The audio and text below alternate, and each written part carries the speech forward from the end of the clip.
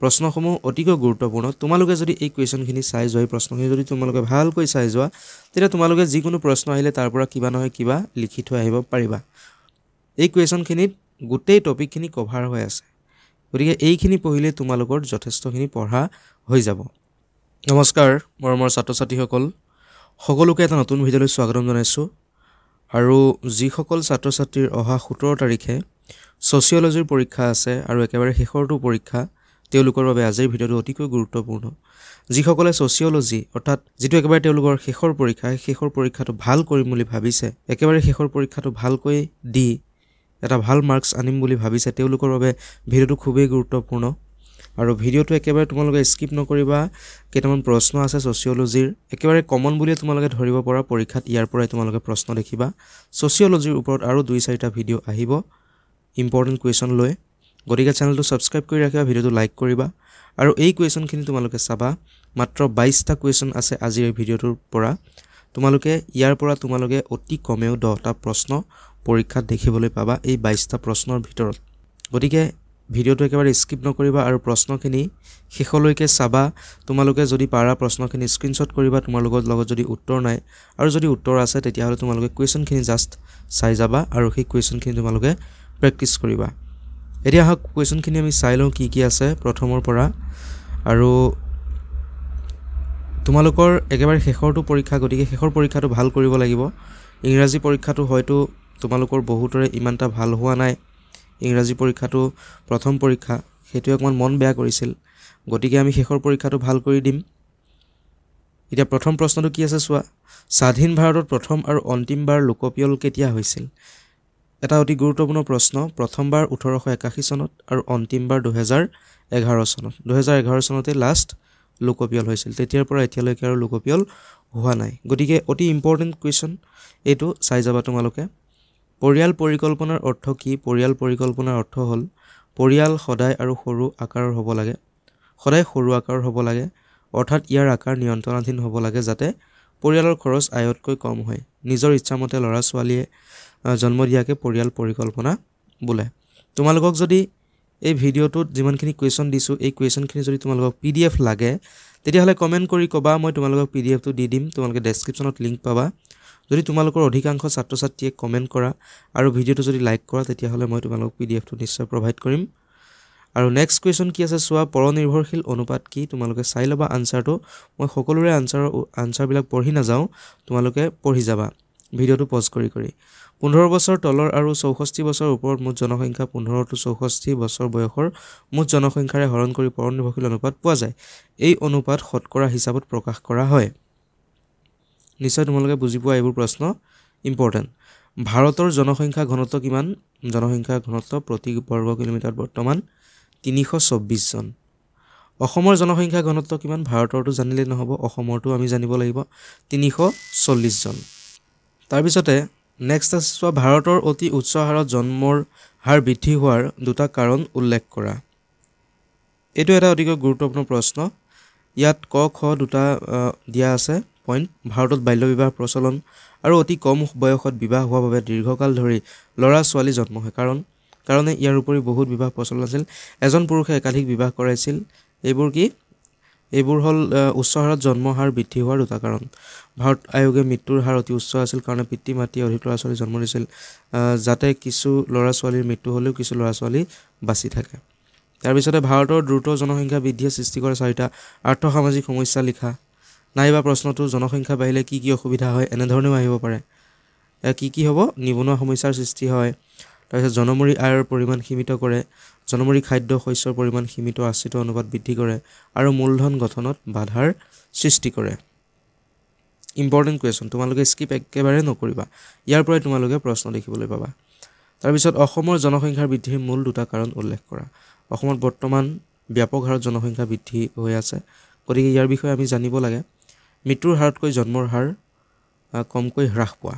মানে মৃত্যুৰ হাৰ যিমান হ্ৰাস পাইছে জন্মৰ হাৰ কিমান হ্ৰাস পোৱা নাই অসমলৈ আন দেশ আৰু ৰাজ্যৰ পৰা হোৱা প্ৰব্ৰজন এতিয়া চুবুৰীয়া ৰাষ্ট্ৰ বাংলাদেশ আদিৰ পৰা যেনে ধৰণে প্ৰব্ৰজন হৈ আছে এই ধৰণৰ কাৰণসমূহৰ বাবে জনসংখ্যাৰ বৃদ্ধি হৈছে ভাৰতত জনসংখ্যাৰ 5টা বৈশিষ্ট্য উল্লেখ কৰা এটো গুৰুত্বপূৰ্ণ প্ৰশ্ন তোমালোকৰ দুটা বৈশিষ্ট্য আহিব পাৰে, তিনিটা বৈশিষ্ট্য, চাৰিটা বৈশিষ্ট্য, পাঁচটা বৈশিষ্ট্য, তোমালোকে এইকেইটা লিখিব লাগিব।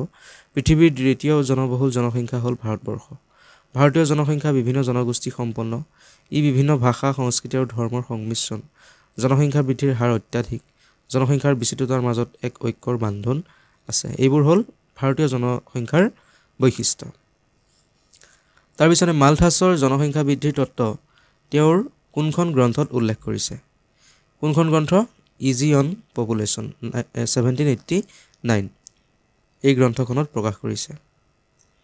নেক্সট কি আছে চোৱা, জনসংখ্যা নিয়ন্ত্ৰণৰ কাৰণে ভাৰত চৰকাৰে কেনে ব্যৱস্থা লৈছে, অথবা ভাৰতৰ জনসাংখ্যিক নীতি সম্পৰ্কে লিখা। চৰকাৰে 1952 চনৰ পৰা জনসংখ্যা নীতি মানি চলিছে। জন্ম নিয়ন্ত্ৰণৰ বাবে বিভিন্ন কৌশল সম্পৰ্কে প্ৰচাৰ কৰা, ৰাজহুৱা স্বাস্থ্যসেৱা উন্নত কৰা, জনসাধাৰণৰ সজাগতা বৃদ্ধি কৰা, বাধ্যতামূলক বন্ধ্যাকৰণৰ কাম হাতত লোৱা, চিকিৎসা পদ্ধতিৰ জৰিয়তে পুৰুষ বন্ধ্যাকৰণ আৰু মহিলা বন্ধ্যাকৰণ আদিৰ দৰে সুকীয়া ব্যৱস্থা লোৱা, এইবোৰ ভাৰত চৰকাৰে বৰ্তমান লোৱা ব্যৱস্থা। তাৰপিছতে নেক্সট ইম্পৰ্টেণ্ট প্ৰশ্ন আছে জনসংখ্যা গাঁথনি, ডেম'গ্ৰাফিক ষ্ট্ৰাকচাৰ মানে কি? জনসংখ্যাৰ গাঁথনিৰ দ্বাৰা সাধাৰণতে বুজোৱা হয় দেশখনৰ বিভিন্ন অংশত বিভাজিত জনসংখ্যা ঘনত্বক, জন্ম মৃত্যুৰ হাৰক, আন দেশৰ পৰা অহা আশ্ৰয় প্ৰাৰ্থী, শিক্ষা, লিংগৰ হাৰ আদিক জনসংখ্যা গাঁথনি। জনসংখ্যাৰ বিভিন্ন দিশ আৰু বৈশিষ্ট্য অধ্যয়ন কৰা হয়। তাৰপিছতে জনসংখ্যা বিস্ফোৰণ মানে কি চাই ল'বা তোমালোকে। জনসংখ্যা বিস্ফোৰণ অৰ্থটো যেতিয়া কোনো এখন দেশৰ জনসংখ্যা আশাতীতভাৱে বৃদ্ধি পাই যায় তাকে জনসংখ্যা বিস্ফোৰণ বুলি কোৱা হয়। যেতিয়া জনসংখ্যা এনে পৰিমাণলৈ বৃদ্ধি পায় যে ইয়াৰ ফলাফলে ধ্বংসাত্মক ৰূপ লয় আৰু ফলত নানা অৰ্থনৈতিক সংকটে দেখা দিয়ে, আমাৰ ভাৰতেও এই সমস্যাৰ সন্মুখীন হ'ব লগা হৈছে। নিশ্চয় তোমালোকে বুজি পাইছা। প্ৰশ্নসমূহ অতিকৈ গুৰুত্বপূৰ্ণ। তোমালোকে যদি এই কুৱেশ্যনখিনি চাই যোৱা, এই প্ৰশ্নখিনি যদি তোমালোকে ভালকৈ চাই যোৱা, তেতিয়া তোমালোকে যিকোনো প্ৰশ্ন আহিলে তাৰ পৰা কিবা নহয় কিবা লিখি থৈ আহিব পাৰিবা। মই ধৰিলোঁ ইয়াৰ পৰা এটাও কুৱেশ্যন নাহিলেই মই দিয়াৰ পৰা, কিন্তু যি কুৱেশ্যনে আহক তোমালোকে তাৰ আনচাৰটো লিখি থৈ আহিব পাৰিবা। অন্ততঃ কিবা এটা লিখি আহিব পাৰিবা, কাৰণ মই যিমানখিনি কুৱেশ্যন তোমালোকক আজি দিছোঁ এই কুৱেশ্যনখিনিত গোটেই টপিকখিনি কভাৰ হৈ আছে। গতিকে এইখিনি পঢ়িলে তোমালোকৰ যথেষ্টখিনি পঢ়া হৈ যাব। ৰাষ্ট্ৰীয় জনসংখ্যা নীতিৰ প্ৰধান বৈশিষ্ট্যবোৰ কি কি? প্ৰতি হেজাৰত 9 জনলৈ মৃত্যুৰ হাৰ কমাবলৈ স্থিৰ কৰা হয়। প্ৰতি হেজাৰত 21 জনলৈ জন্মৰ হাৰ হ্ৰাস কৰিবলৈ স্থিৰ কৰা হয়। প্ৰতি হেজাৰত 60 জনলৈ শিশুৰ মৃত্যুৰ হাৰ হ্ৰাস কৰিবলৈ স্থিৰ কৰা হৈছিল। জনসংখ্যা বৃদ্ধিৰ হাৰ প্ৰতি বছৰে 1.2% হ্ৰাস কৰিবলৈ স্থিৰ কৰা হৈছিল। ৰাষ্ট্ৰীয় জনসংখ্যা নীতি। কি কাৰণত বৰ্তমান যুগত নগৰীকৰণ বৃদ্ধি পাইছে? নাইবা প্ৰশ্নটো এনেধৰণেও আহিব পাৰে, কি কাৰণে গ্ৰামাঞ্চলৰ পৰা মানুহ নগৰাঞ্চললৈ গতি কৰিবলৈ ধৰিছে? বৰ্তমান যুগৰ প্ৰত্যেকখন দেশে ঔদ্যোগিকৰণৰ গুৰুত্ব গভীৰভাৱে উপলব্ধি কৰে। নগৰত মানুহৰ জীৱন ধাৰণৰ সকলো সুবিধা কৰিব পৰা যায়। নগৰত মানুহে ভৱিষ্যতৰ শিক্ষা দীক্ষা, চাকৰি বাকৰি সুবিধা লোৱাত সুবিধা থাকে। এনেধৰণৰ কাৰণবোৰ তোমালোকে লিখিলেই হ'ল। Marriage and family in India নামৰ কিতাপখনৰ লেখক কোন? 1 মাৰ্কৰ বাবে আহিব পাৰে। KM কাপাডিয়া। সত্য সন্ধানী সমাজ কোনে প্ৰতিষ্ঠা কৰিছিল? জ্যোতিৰাও গোবিন্দৰাও ফুলে। জাতিৰ সংজ্ঞা দিয়া বা জাতি কাক বোলে বুলিও আহিব পাৰে। জাতি হৈছে অন্তৰ্বিবাহী সমূহ বা এনে এক সমূহৰ সমষ্টি যাৰ সাধাৰণ এটা নাম থকাৰ উপৰি এটা পৰম্পৰাগত বৃত্তি থাকে। এইসকল একে বৃত্তিধাৰী আৰু এওঁলোকৰ স্বজাতীয় সমুদায় বুলি দাবী কৰাৰ ক্ষমতা থাকে। জনজাতি কি অথবা জনজাতিৰ সংজ্ঞা দিয়া। জনজাতি হ'ল এক নিৰ্দিষ্ট অৰ্থ বহনকাৰী আধুনিক শব্দ। এই শব্দটোৱে আদিম আদিবাসীসকলৰ মাজৰে অতি পুৰণি সম্প্ৰদায়বোৰক বুজায়। জনজাতিৰ কোনো লিখিত ধৰ্ম নাই, ৰাজ্য বা ৰাজনৈতিক স্বৰূপ নাছিল, তেওঁলোকৰ কোনো জাতি নাই, তেওঁ হিন্দু অথবা খেতিয়ক নহয়। ঔপনিৱেশিক কালত এই শব্দটো প্ৰচলন কৰা হৈছে। কি? জনজাতি। জাতি বুলিলে কি বুজা? এইটো এটা ইম্পৰ্টেণ্ট প্ৰশ্ন। জাতিৰ প্ৰধান চৰিত্ৰ বা বৈশিষ্ট্য বুলি লিখা। লং কুৱেশ্যনত তোমালোকৰ এই কুৱেশ্যনটো আহিব পাৰে, বা কুৱেশ্যনটো এনেধৰণে আহিব পাৰে, জাতিৰ অৰ্থ ব্যাখ্যা কৰা, নাইবা জাতিৰ লগত সম্পৰ্কিত বাধা নিষেধবোৰ কি কি, এনেধৰণেও আহিব পাৰে। পৰ্তুগীজ কাষ্টা শব্দৰ পৰা ইংৰাজী কাষ্ট শব্দটিৰ উৎপত্তি হৈছে। ইয়াৰ অৰ্থ বংশ বা গোষ্ঠী। একে বৃত্তিধাৰী তেজৰ সম্পৰ্ক থকা লোকৰ সমষ্টিকে সাধাৰণতে একোটা জাতি বুলিব ক'ব পাৰি। তলত জাতিৰ কেইটামান সংজ্ঞা দিয়া হৈছে। হাবাৰ্ট ৰিজলিয়ে কি বুলি কয় জাতিৰ বিষয়ে চোৱা। জাতি হৈছে কিছুমান পৰিয়ালৰ সমষ্টি যিসকলৰ এটা সাধাৰণ নাম থাকে, কোনোৱে মানুহ বা কাল্পনিক দেৱতাৰূপী উপৰিপুৰুষৰ বংশধৰ বুলি চিনাকি দিয়ে। এওঁলোক একে বংশগত বৃত্তিধাৰী লোক আৰু স্বজাতীয় সমুদায়ৰ সংগঠন বুলি এওঁলোকৰ দাবী কৰিব পৰা ক্ষমতা থাকে। এইটো কাৰ মতে? হাৰ্বাৰ্ট ৰিজেলিৰ মতে। তাৰপিছত ৰবাৰ্ট বায়াৰষ্টডৰ মতে কি কৈছে চোৱা, যি শ্ৰেণী সংৰচনাৰ একাধিক ক্ষেত্ৰত বন্ধৰ নিচিনা, তেনে শ্ৰেণী সংৰচনাই হৈছে জাতি। আকৌ N.K. ডক্টৰ মতে ভাৰতীয় জাতি ব্যৱস্থাটোৰ 6টা মূল বৈশিষ্ট্য দেখা যায়। এই কুৱেশ্যনটোত তোমালোকৰ কেইবাটাও আনচাৰ সোমাই আছে, তোমালোকৰ কেইবাটাও কুৱেশ্যন ইয়াতে হৈ যাব। ইয়াত জাতি বুলিলে কি বুজা, যেতিয়া আহে 1 লাইনৰ বাবে 1 নম্বৰৰ কাৰণে তুমি ইয়াৰ পৰা এইখিনি লিখি দিলে হ'ল। আৰু যদি জাতিৰ 2টা সংজ্ঞা লিখা বুলি আহে তেতিয়াহ'লে এই 2টা লিখি দিলে হ'ল। এটা সংজ্ঞা আহিলে যিকোনো এটা লিখিলেই হ'ল। মানে এটা কুৱেশ্যন তোমালোকে পঢ়ি যোৱা, তোমালোকৰ বহুখিনি হৈ যাব। যিকোনো কুৱেশ্যন আহিলে তোমালোকে লিখিব পাৰিবা। যদি আহে N.K. ডক্টৰ মতে ভাৰতীয় জাতি ব্যৱস্থাৰ 6টা মূল বৈশিষ্ট্য উল্লেখ কৰা, তেতিয়া তোমালোকে সেই 6টা মূল বৈশিষ্ট্য ইয়াত লিখি দিলেই হ'ল। বা N.K. ডক্টৰ মতে ভাৰতীয় জাতি ব্যৱস্থাৰ 2টা বৈশিষ্ট্য লিখা, তেতিয়া 2টা বৈশিষ্ট্য লিখিলেই হ'ল। বৈশিষ্ট্যকেইটা কি কৈছে চোৱা, জাতিৰ সদস্যবিলাকৰ নিজ জাতিৰ বাহিৰত বিবাহ কৰাত নিষিদ্ধ থাকে। খোৱা বোৱা আদান প্ৰদানৰ ক্ষেত্ৰত প্ৰত্যেক জাতিৰে কিছুমান বাধা নিষেধ থাকে। প্ৰত্যেক জাতিৰে একোটাকৈ নিৰ্দিষ্ট বৃত্তি থাকে। জন্মই ব্যক্তিৰ জাতি নিৰ্ণয় কৰে। জাতি প্ৰথাৰ ৰীতি নীতি ভংগ কৰিলে জাতিচ্যুত কৰাৰ ব্যৱস্থা থাকে। ব্ৰাহ্মণ পৰিস্থিতি সৰ্বমান্য হিচাপে ধৰি বাকীসকলৰ স্থান উচ্চ নিচ্চ হিচাপে সংস্তৰণ কৰা থাকে। সমগ্ৰ জাতি ব্যৱস্থাটোৱে ব্ৰাহ্মণৰ সামাজিক প্ৰতিষ্ঠাৰ ওপৰত লক্ষ্য ৰাখি ৰচনা কৰা হয়। তাৰপিছতে এটা ইম্পৰ্টেণ্ট নেক্সট লং কুৱেশ্যন তোমালোকৰ কি ভাবে আছে চোৱা, ভাৰত তথা অসমৰ জনজাতিবোৰৰ আৰ্থিক অৱস্থাৰ বিষয়ে এটি চমু আভাস দিয়া। ভাৰত তথা অসম মানে ভাৰতৰো দিব লাগিব, তোমালোকে অসমৰো দিব লাগিব। এতিয়া যদি তোমালোকে এই কুৱেশ্যনটো কৰি যোৱা, তোমালোকক যদি প্ৰশ্ন আহি যায় ভাৰতৰ জনজাতিবোৰৰ আৰ্থিক ব্যৱস্থাৰ বিষয়ে আভাস দিয়া, তেতিয়াহ'লে তোমালোকে এইখিনি লিখি দিলেই হ'ল।